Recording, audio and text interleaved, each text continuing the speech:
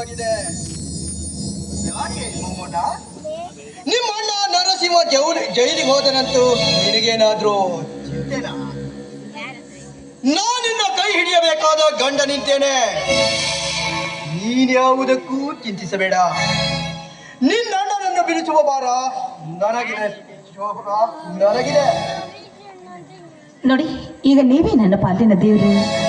ಮಲತಾಯಿಯ ಮತ್ಸರ ತಾಳಕೊಳ್ಳಲಾರ್ದೆ ಒದ್ದಾಡ್ತಾ ಇದ್ದೀನಿ. ಈಗ ನೀವೇ ನನ್ನ ಪಾಲಿಗೆ ತಾಳಿಯ ಭಾಗ್ಯ ಕರುಣಿಸ್ಬೇಕು ಅಂತ ನಿಮ್ಮನ್ನು ಕೇಳ್ಕೊಳ್ತಾ ಇದ್ದೀನಿ. ಶೋಭಾ, ಆ ಬಗ್ಗೆ ನೀನೇನು ಚಿಂತಿಸಬೇಡ.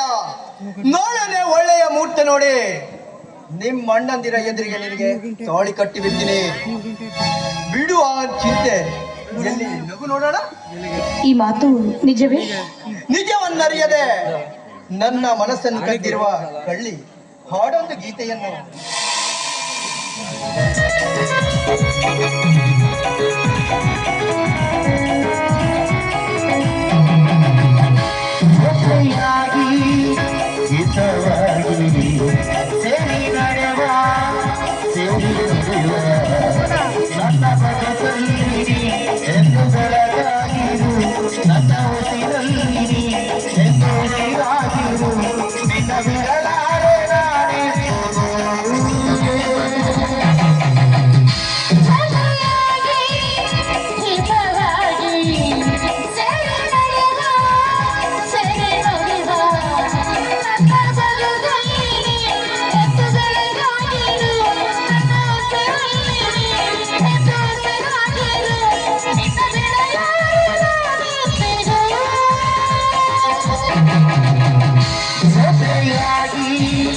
ಹಿತವಾಗಿ